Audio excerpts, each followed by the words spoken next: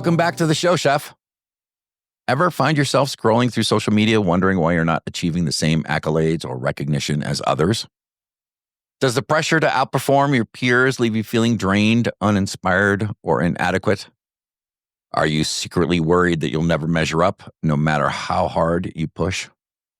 In today's episode, we're going to expose how comparison silently undermines your confidence, creativity, and joy, and provide actionable strategies to break you free from its grip. We'll get to that and a whole lot more right after this message.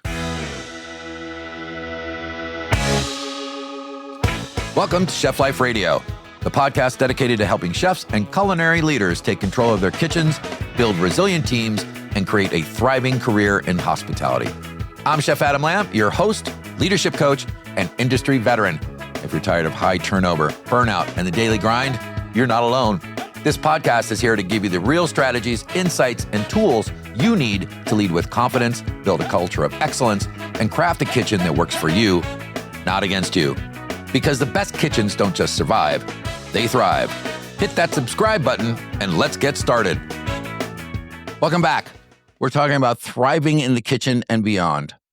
Today, we're talking about a habit that plagues way too many chefs: comparison. You know what I'm talking about. The endless measuring of our success against someone else's, the constant pressure to be better, faster, more creative. But here's the kicker. Comparison is a thief. It steals your confidence, your creativity, and most importantly, your joy. So let's break this down and talk about how to stop sabotaging ourselves in an industry that thrives on competition. The culinary industry is built on comparison. Every service we're judged by critics, guests, and online reviews. Social media makes it worse, seeing perfectly plated dishes, Michelin-starred kitchens, and chefs getting recognition that we crave. The competitive nature of kitchens fuels this mindset. Someone is always younger, faster, or seemingly more successful. But the problem is that constant comparison creates imposter syndrome. Am I good enough? Do I have what it takes? It turns learning into a competition instead of a process. It makes it impossible to celebrate our own wins because we're always looking at someone else's. And that fucking sucks. And if you believe that story, feels like shit. But is that the story? And it's one thing if you're comparing yourself to somebody that you see in the media. But the weirdest thing is when you start comparing yourself to your best friend, which, let's face it, is an occupational hazard. For over 20 years, I compared myself to a guy who I once hired as my sous chef. And as he climbed the ranks and became a chef in his own right, a great chef, I started to watch him from afar and compared myself to him. Our competition went back just as far. At one point, we used to send dishes back and forth to one another in a cab for each of us to critique. And while the competition felt good-natured at one point, as our careers started to diverge, I started using that as a point of comparison, trying to figure out what he was doing, why he was getting the accolades that he was receiving, and to judge my career against his. When in fact, our lives became different. What was important to him became different than what was important to me. And I didn't understand until much later that those choices came with certain costs. Was I willing to pay the same price that he did? Then I finally understood that as long as I envied him, I wasn't spending any time trying to make my career better or to live in my choices.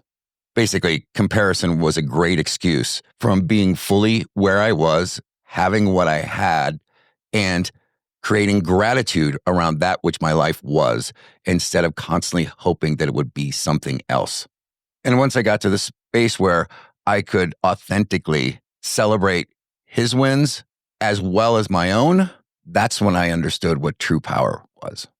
The power to make a positive choice in my life and my career moving forward, free of comparing myself to anybody.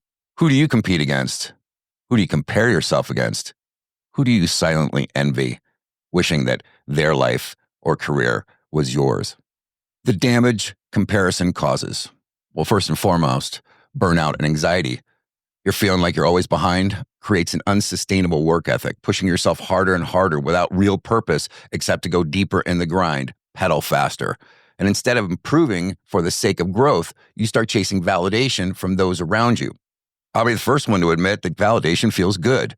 But if that is your motivation for anything that you're doing, except for the pure joy of the process of being present to the magic that's happening right in front of you, once you replace that with hoping that people are going to acknowledge the fact that you've been working really hard at this and giving you that validation back, then that is a bear trap your heart will never, ever get out of. Because here's the simple truth. If you're looking for anyone, even other chefs, to appreciate how much of you are putting into what you do, then that's a fool's errand, because no one will be able to appreciate everything that you've done in order to produce what you do. So expecting other people to understand that and appreciate that when they don't know, and you're asking to get let down every single time. Comparison is a creativity killer. Constantly measuring yourself against others stifles risk-taking and originality. Instead of experimenting, you worry about whether your dish is good enough to compare with others. You're caught in a paralysis of analysis, and you never quite get on with that which is presenting itself to you because you're always worried about how other people are going to interpret it. Will they accept it? Is it going to be good enough for them? Again, placing your validation over there with them instead of here with you, your heart and your brain in concert, connected to the process of creativity. Comparison also breaks down team culture. Comparison doesn't just hurt you, it affects how you see your peers and eventually how they start seeing you. It turns colleagues into competitors, creating tension rather than collaboration. And in regards to me and my best friend, I spent years holding him in judgment that his career was doing so much better than mine. And that secret thing that I held against him, he must have known, even though I didn't say it out loud, because that energy was present every time we connected. And to have to release that, because what I came to understand is I valued his friendship. The Maasai tribe in Africa have a saying that only a spear can sharpen another spear. And while I appreciated and benefited from our competitiveness, what I recognized is that's exhausting to be doing that all the time. I just wanted to drop my spear and just give him a hug and just be friends and not have that between us. And that was my decision, because I had to let that go because it hurt my heart to do otherwise. The last way it breaks down team culture is it starts to become a toxic kitchen culture when chefs feel like they're constantly being ranked instead of being valued for their unique contributions. I once worked at a restaurant on a hotel property. They closed that restaurant down. They let go the chef of the hotel and then asked me, well, chef, you're out of a job now. Would you like another job? And so they put me in competition with the banquet chef to see who would become the chef overall of the property.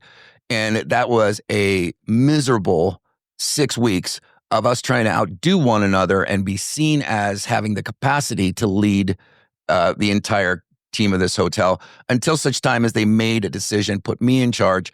And it turned out that that animosity could have killed that relationship between me and the banquet chef. Instead, laughingly, for a Christmas party, we put a band together, and 15 years later, we were still making music. So I'm really, really thankful that that we were able to come together and heal the breach that existed within that team culture and build that team even better than it was before. But I couldn't have done it without his help.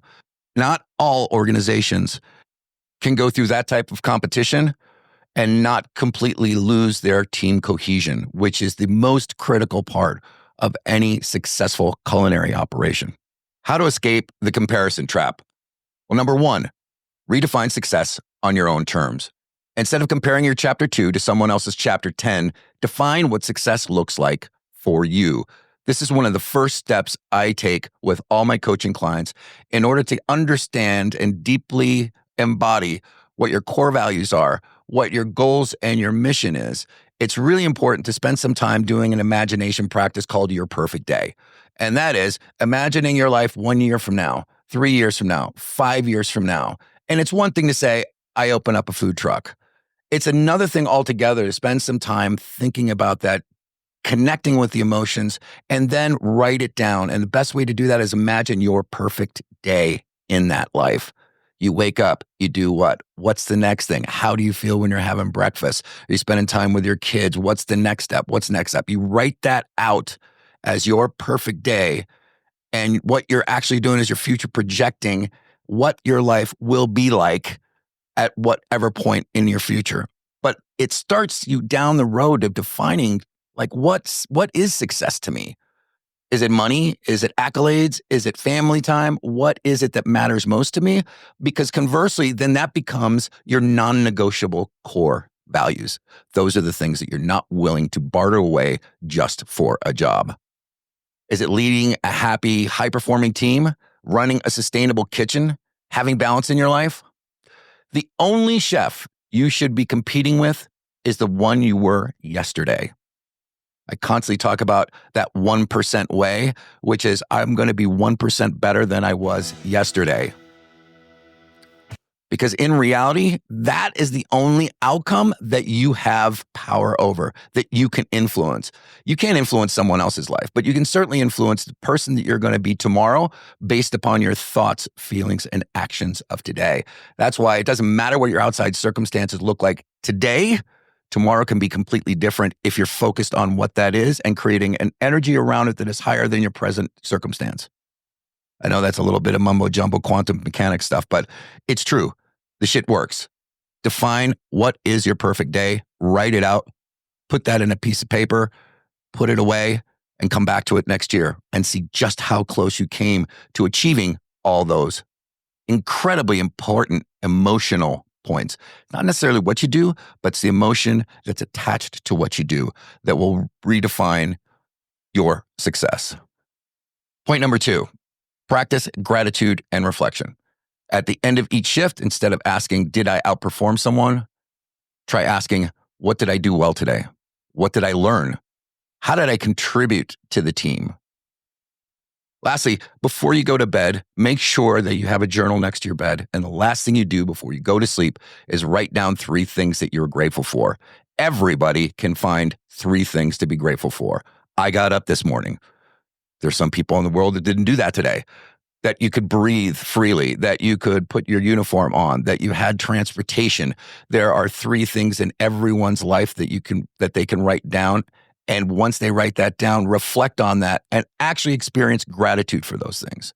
Because here's the thing, once you start shifting your perspective to looking for things to be grateful for, conversely, you'll find more things to be grateful for. It's weird the way that works, right? Number 3, use comparison as inspiration, not judgment. Instead of, why am I not as good as them? Ask, what can I learn from them? I remember looking at my buddy's menus and being completely perplexed about some of the stuff that he was putting on. I mean, I understood the dishes, but I was like thinking about process and how you do it. He was the first guy I ever knew that did sous vide, and I was calling him for months trying to figure out how to do what he did, not to replicate what he did, but to use those same principles and processes in what I was doing, how I could incorporate those things. And it became a point of celebration and inspiration instead of me looking at it, which I had previously done, and go, shit, man, I'll never do that. Reach out, collaborate, ask questions. Chefs you admire are more approachable than you think. All it takes is a DM. See him on Instagram, DM, hey, listen, I've been following your work. Really love this. Have a question. You got time? ? No one is that unapproachable that they can't spend a couple minutes connecting with somebody who's authentically trying to connect with them instead of just trying to get something out of it, right? It's always important to make sure that you bring value to that conversation and figure out how you can recompense them for any value that you receive from them, right? Number 4, limit the social media spiral. Oh my God. So in my new book that's coming out, I talk about the 1% way, and I also talk about the narrow path as a process for which development can happen spontaneously. And one of the things is on a narrow path, what you do is you limit anything that is not directly relatable to your particular goal. And a lot of that is like trimming down your social media, turning off your notifications. I mean, time and time again, if you look through your day, you can find so many things that are a distraction from you and take you off your present task. And here's a little bit of science for you. They call it context switching. If you're doing one thing and you're deep in that hole and you are grooving on that thing and someone asks you something and pulls you away from that task to do another thing, it can take you up to 2 to 4 hours before you can refocus in on that previous task and get in it. That's why it's so important to time block and make sure that you're doing things within a certain time block so you can focus deeply on that. And then after that time block, start focus deeply on another thing. Recognize that what you see online is a highlight reel. I want you to understand that what you see online, whether it's Instagram, Facebook, I don't care where you look, that's a highlight reel. That's not the full story. Very rarely is anybody posting about what it's like to actually create this particular dish, but there are some absolutely stunning pictures of the dish afterwards, which leaves me in particular, I'll just speak for myself, wondering like how the hell they did that. And conversely, gives me an idea of like, shit, I probably can't do that. Again, that's what it means by stifling creativity. And after a while, you get a bad case of the fuck it's. Well, I'll never be that good, so fuck it. Why try? If following certain accounts makes you feel worse about yourself than others, it's time to unfollow them. Again, it comes back to using comparison as an inspiration, not as judgment. And I know that's easy to say and hard to do. But if you want to stay present to where you're at in your development, such that nothing stands in your way, then you are going to have to disassociate yourself from anything that makes you feel like shit or tries to convince you that you're not good enough. And let's face it, we all have that voice inside our heads that is always telling us that we're not good enough. But that voice is just the voice of our ego. It's a protective mechanism. And the story that it's telling is not the truth. It's just a story. And when you can identify with it as just a story, not right, not wrong, just a story, you can have a different perspective. Thank you for caring, fuck you for sharing, and not take it as the literal truth of who you are or what you're capable of producing. Listen, chef, comparison will always be part of this industry. It's built into the way we work, train, and compete. But it's up to you whether you'd let it drive you or destroy you. Instead of looking sideways, look forward. Instead of measuring yourself against others, measure how far you have come. Today, I challenge you to catch yourself the next time comparison creeps in. I want you to take a deep breath and remind yourself your journey is yours alone. Keep pushing forward, keep learning, and most of all, keep cooking with passion. Here's your action steps. Number 1, identify one way comparison has been holding you back. Number 2, set a personal goal based on growth, not competition. Number 3, celebrate one small win today, no matter how minor. And number 4, at the end of the day, write down 3 things that you're grateful for. If this episode resonated with you, share it with a fellow chef. And if you're ready to reclaim your passion, purpose, and process in the kitchen, hit subscribe and let's keep the conversation going. Until next time, stay tall and frosty.